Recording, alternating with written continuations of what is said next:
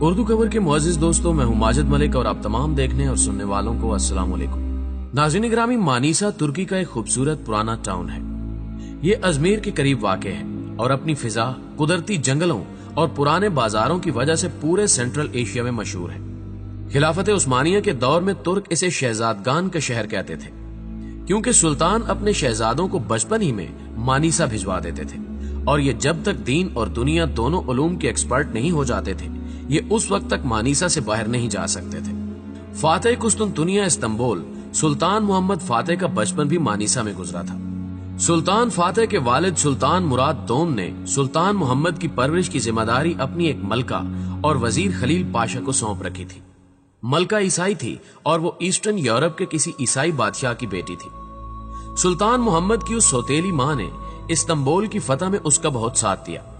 سلطان تقریباً جنگ ہار چکا تھا اور اس نے صبح فوجوں کی واپسی کے اعلان کا فیصلہ کر لیا تھا، مگر رات اس کی سوتیلی ماں اس سے ملنے آئی۔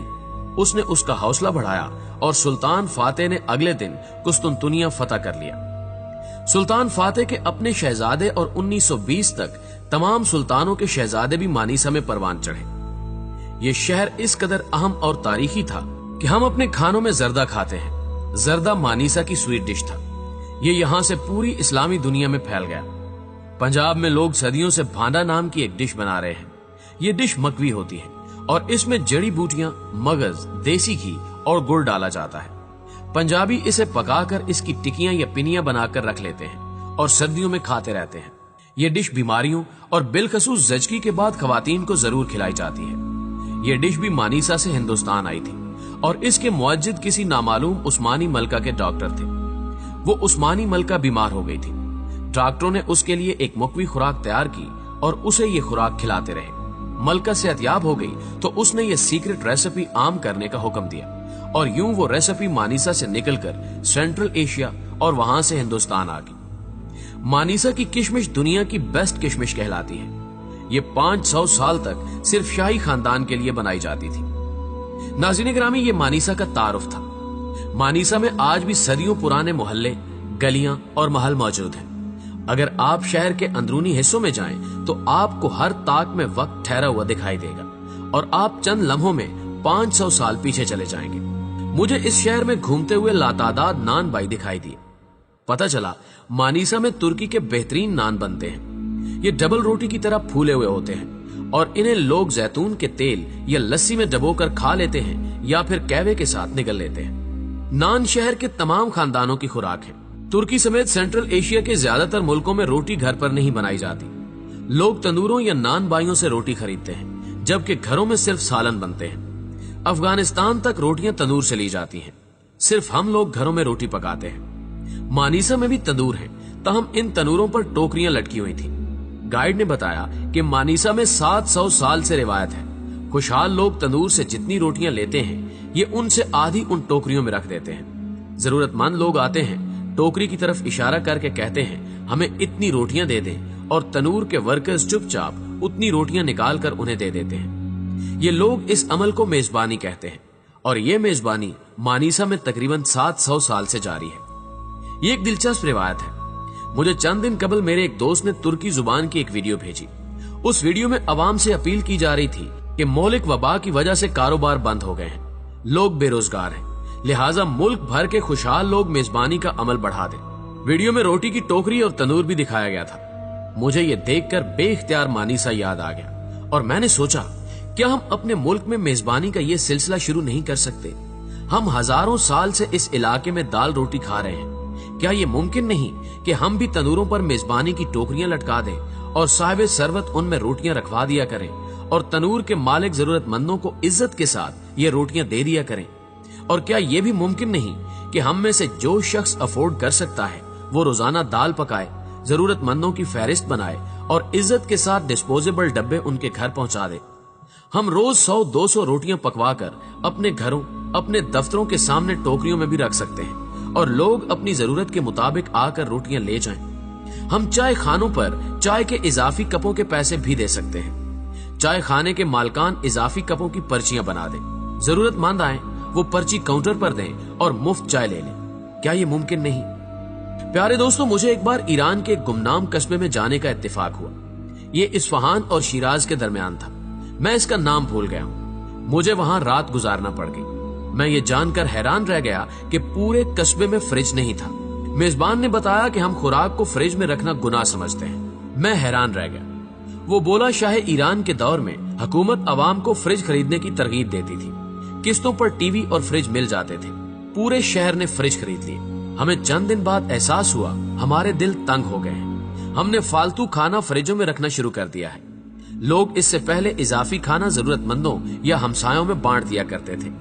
हम में से हर शख्स अपनी डिश हमसाये के घर भिजवाता था और हमसाये अपना खाना हमें देते थे। फ्रिज ने मेजबानी और मोहब्बत का ये सिलसिला रोक दिया। हमारे इमाम साहब ने एक दिन पूरे शहर को इकट्ठा किया और फ्रिज को हराम करार दे दिया। हुकूमत ने बहुत जोर लगाया, लेकिन हम लोगों ने अपने फ्रिज बेच दिए या फिर अपने दूर दराज के रिश्तेदारों को दे दिए। वो दिन है और आज का दिन हमारे कस्बे में फ्रिज वापस नहीं आया। मैंने पूछा, इससे क्या फायदा हुआ? वो हंसकर बोला, बहुत फायदा हुआ। हमारे पूरे शहर में कोई शख्स भूखा नहीं सोता। लोग पेट भरकर खाना खाते हैं और बाकी खाना किसी न किसी मस्कीन, हाजतमंद या भूखे को दे देते हैं। हम लोग हमसायों में भी खाना बांटते हैं। यूं पूरे शहर में कोई भूखा नहीं रहता। मुझे ये रिवायत भी अच्छी लगी। आप भी याद करें, हम लोग भी फ्रिज से पहले यही करते थे। मुझे अपना बचपन याद है। मैं घर का सबसे बड़ा बच्चा था। मेरी वालदा रोज मिट्टी के बर्तनों में सालन और रोटियां डाल कर देती थी और मैं ये खाना दर्जन भर लोगों के ठिकानों तक पहुंचा कर आता था। मुझे आज भी याद है, लोग हाथ धोकर मेरा इंतजार कर रहे होते थे। लोग उस जमाने में मजदूरों और मेहमानों को जाकर कहते थे कि आपने खाने का बंदोबस्त नहीं करना, आप जब तक यहाँ हैं आपका खाना हमारे घर से आएगा। और वो खाना हम बच्चे पहुंचाते थे। लेकिन फिर फ्रिज आ गए और उनके आते ही दिल छोटे हो गए। लोगों ने 2 नवाले भी फ्रिजों में रखना शुरू कर दिए। डीप फ्रीजर आया तो कुर्बानियों का गोश्त भी रजाइयां बन गया। लोग ये भी 4-4 माह महफूज रखने लगे। हम अब यकीनन फ्रिज और डीप फ्रीजर को अपनी लाइफ से नहीं निकाल सकेंगे। लेकिन मेरी इसके बावजूद आपसे दरखास्त है कि मुल्क में जब तक इस वबा का रक्स जारी है और जब तक पूरी दुनिया की मुआशी सरगर्मियां बहाल नहीं हो जाती, हम कम अज कम उस वक्त तक खाना फ्रिज में रखना हराम करार देते। हम रोज अपने घर का सारा खाना जरूरतमंदों में पहुंचा कर सोएं। हम अगर 10-10 जरूरतमंदों का बोझ भी उठा लें, घर मार्क कर लें और उन घरों तक रोजाना खाना पहुंचा दें, या फिर अगर ये मुमकिन ना हो तो हम जरूरतमंदों को बता दें कि आप रोज हमारे घर से खाना ले जाया करें, तो आप खुद अंदाजा कर लीजिए हम कितने लोगों की जिंदगियां बदल देंगे। प्यारे दोस्तों, हमारी वजह से कितने लोग पेट भर कर सोएंगे। मुल्क कितना बदल जाएगा। लेकिन शायद ये मुमकिन नहीं, क्योंकि हमारे जहनों में भूख है और दिमागी भूखे दिल से नहीं सोचते। हमें ये बात पल्ले बांधना होगी कि 2020 तारीख का बदतरीन साल साबित होगा। दुनिया इस साल नहीं खुल सकेगी। मईशत को भी बहाल होते होते वक्त लगेगा। हमारे 5 करोड़ लोग खत्ते गुर्बत से नीचे जिंदगी गुजार रहे हैं। 1,85,00,000 लोग चंद माह में बेरोजगार हो जाएंगे।